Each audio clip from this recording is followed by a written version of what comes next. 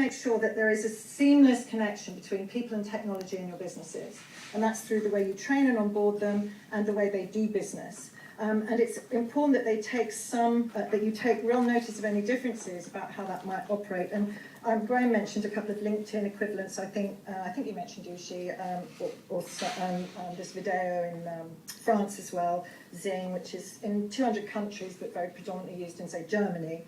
And these operate as equivalents to LinkedIn, but slightly differently. You probably know more about them than I do. But then if you look at something like Japan and that huge growth area in Japan of recruitment that John talked about first thing this morning, you know, they have, I don't know if any of you are aware of Mixi, which is their equivalent to Facebook.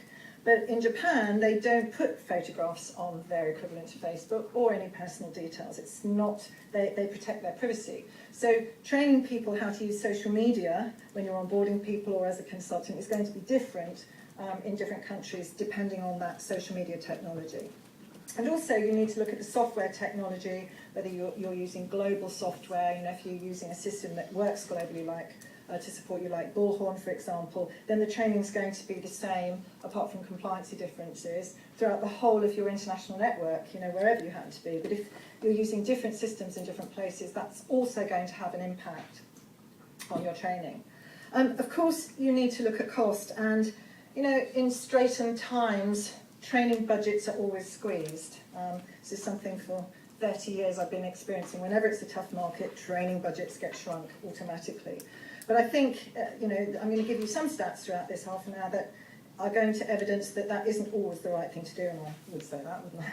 But I think it's proven that you do need a training budget. Graham mentioned that, you know, have a training budget. Sometimes, you know, I go and speak to companies and talk about what they want to do with their training, and I say, well, what budget have you got? Well, we don't exactly have a training budget. Okay, great, so where's the money going to come from? If you want to have a training and development strategy or talent development strategy, you must put some budget aside for it up front so that you know what you're working with. And it's important, as I'm sure you all know, to invest in human capital as it to make any other sort of investment for your business.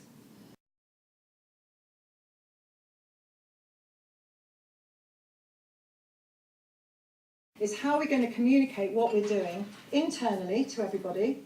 And one of my tips is never impose this sort of thing on people. Sell it internally rather than tell people that that's what they've got to do. But also, how are we going to communicate it to our external customers, our candidates and clients?